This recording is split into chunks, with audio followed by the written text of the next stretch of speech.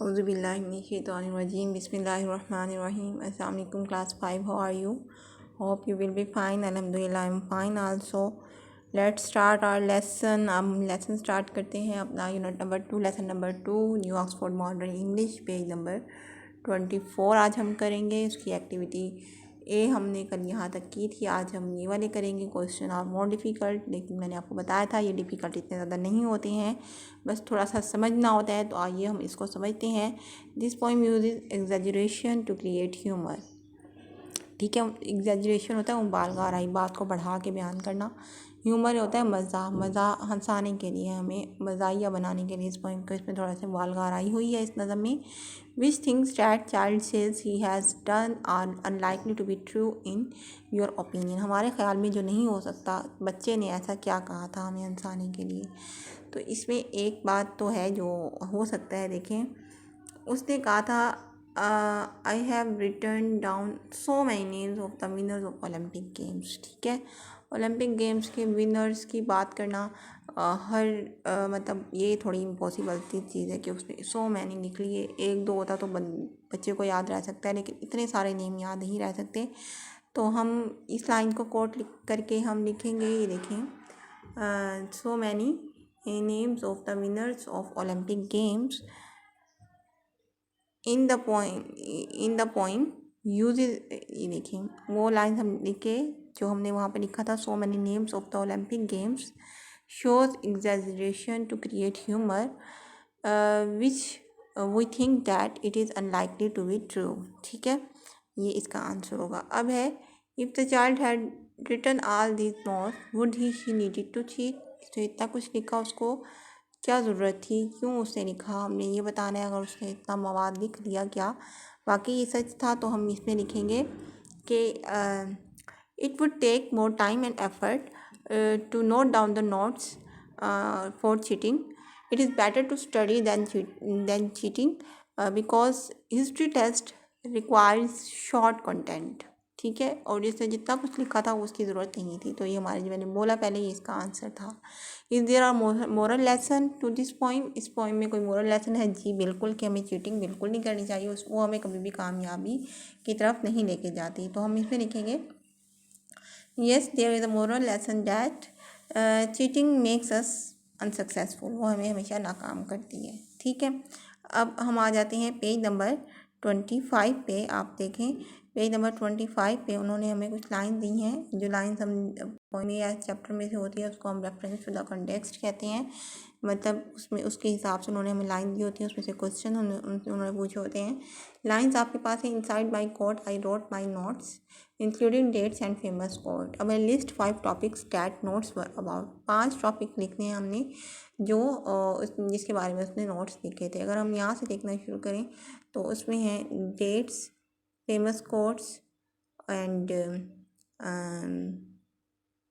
नीचे आ जाएं तो winners of Olympic games, buildings, people, places, और फिर है ancient Rome and ancient Greek, और फिर उसके बाद है इन्वेंटर ऑफ मायोनीज। उसके बाद है everything of Shakespeare from Shakespeare plays. ये देखें, ये सारी जो है ये हमारे पास थे जिसके बारे में उसने नोट्स लिखे थे।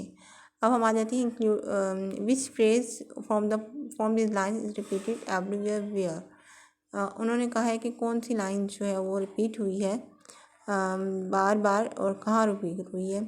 तो हम देखेंगे कि कौन सी लाइन जो है वो रिपीट हुई है। देखें डेट्स एंड फेमस कोट, इसमें इन्होंने लास्ट उसमें रिपीट की है कि हम डेट्स और फेमस कोट्स जो है वो रिपीट हुई है। इन द लास्ट स्टैंजा हम लिखेंगे to get dates and the famous quote is repeated in the last stanza. ये इसका हमारे पास आंसर होगा। अच्छा जी, फिर आ जाते हैं एक्टिविटी हमारे पास बी की तरफ हम आते हैं।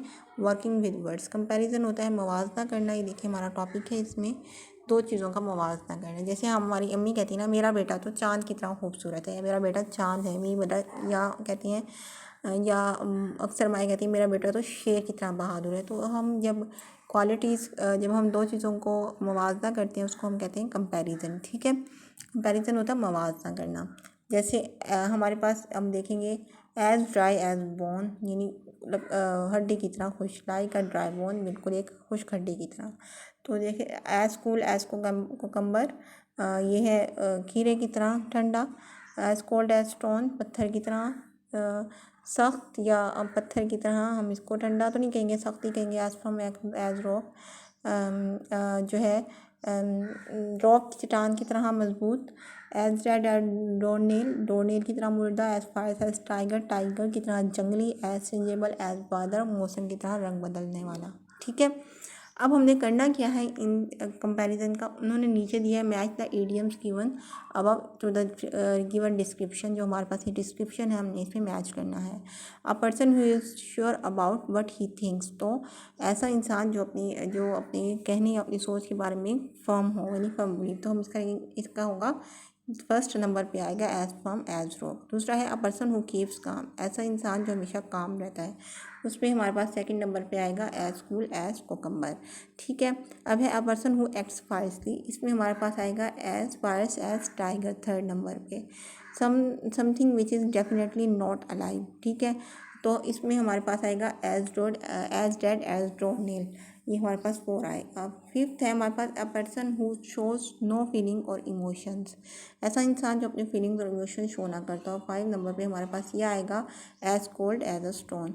अ person who change mood easily, as changeable as weather, हमारे पास 6 नंबर पे ये आ जाएगा। 6 नंबर पे हमारे पास ये लास्ट वाला आएगा। ठीक है, तो ये हमारे पास हो गए कंपैरिजन भी। ठीक है, अब है लर्निंग अबाउट लैंग्वेज। हमने करना है conjunction in preposition and interjection. ये है, मैंने जब आपको पार्ट्स ऑफ स्पीच बताए थे उसमें मैंने आपको इजीली बताया था कंजंक्शन वो वर्ड होते हैं जो हमारे पास सेंटेंसेस या वर्ड्स को ज्वाइन करती हैं। इसमें एंड बट वगैरह आता है। और प्रपोजिशन में हमारे पास शो करती है रिलेशनशिप को, नाउन और प्रोनाउन को, जैसे इन ऑन फ्रॉम ऑफ, ये हमारे पास प्रपोजिशन होती है। इंटरजेक्शन होती है हुर्रा या लास्ट, और उसके आगे एक्सक्लेमेशन मार्क होता है। तो हमें उन्होंने कहा है make list of conjunction preposition and interjection in the phrases below. अब है no one could pull the sword out. ठीक है, अब हम साथ साथ में आपको इसमें कंजंक्शन पहले बताऊंगी, और कंजंक्शन के बाद हम इसमें देखेंगे प्रपोजिशन फिर interjection. But we soft sent man all over the kingdom listen they cries whoever pulls out the sword will be the king of England. Arthur brothers had forgotten his sword and asked Arthur to go home to get it. The house was locked, but on the way back, Arthur took the sword from the anvil outside the church. Arthur's brother saw it. Once he cried, "This is sword from the stone," and he took it to his father. अब देखिए सबसे पहले हम करते हैं conjunction में होता है एंड और बट। इसमें देखिए एंड आपको कहाँ कहाँ नज़र आ रहा है, वो आप कंजंक्शन वाले ब्लॉक बनाएंगे और उसमें आप लोग लिख लेंगे। ठीक है, ये देखें एंड ये रहा हमारे पास और एंड ये रहा हमारे पास। इसके अलावा हम देखेंगे और हमारे पास और कौन सी कंजंक्शन है इसमें एक बट यूज़ हुई है, तो ये हमारे पास कंजंक्शन है। ठीक है, अब हमारे पास आ जाती हैं हमने करना है प्रपोजिशन में हमारे पास आता है जैसे आउट, हमारे पास प्रपोजिशन है आउट, हमारे पास ओवर हमारे पास है, ऑफ हमारे पास है, और फ्रॉम हमारे पास प्रपोजिशन है। इसके अलावा आउटसाइड हमारे पास प्रपोजिशन है। देख लीजिएगा इसमें इस तरह की और जो भी हो वो हमारे पास प्रपोजिशन में आएंगी। अभी मुझे यही इस पैराग्राफ में यही मिली। तो इसके बाद है इंटरजेक्शन में हेवंस, मैंने आपको बताया था। इसके बाद एक्सक्लेमेशन मार्क आता है, हेवंस है। और इसके अलावा हमारे पास और देख लेते हैं लिसन है, ये देखें ये हमारे पास इंटरजेक्शन है। तो ये हमारे पास इसमें इंटरजेक्शन में आएंगी। अब आता है आर्टिकल होता है आ, एन और द। आ हम यूज़ करते हैं एक चीज़ के लिए जो कॉन्सोनेंट यानी BC से शुरू होते हैं। एन जो है वो वाउल साउंड से शुरू होते हैं, जो A E I O U से शुरू होते हैं, वहाँ यूज़ होते हैं। और द जो है वो हम स्पेसिफिक वर्ड के लिए यूज़ करते हैं। तो मैं बोलूँगी, आप सर एक्टर मैं बोलूँगी तो आप देखते रहिएगा कि मैं कहाँ कहाँ क्या आर्टिकल्स लगा रही हूँ। ठीक है, इनको आप लिखते हैं। Sir Ector the father of the Kay, ठीक है, एंड द अथर सॉरी क्या था Sir Ector the father of Kay and Arthur asked Kay where he got the sword and Kay told him, "Where did you get the sword?" Sir Actor asked Arthur. Arthur said, "I got it from the stone."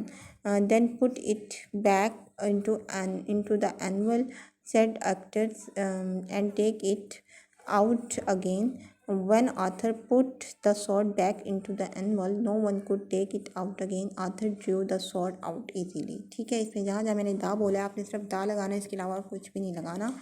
और आप अपना बहुत सारा ख्याल रखिएगा। अल्लाह की अमान में रहिएगा। फ़ी अमानिल्लाह। अल्लाह हाफिज़। आज हमने पेज नंबर 25, 26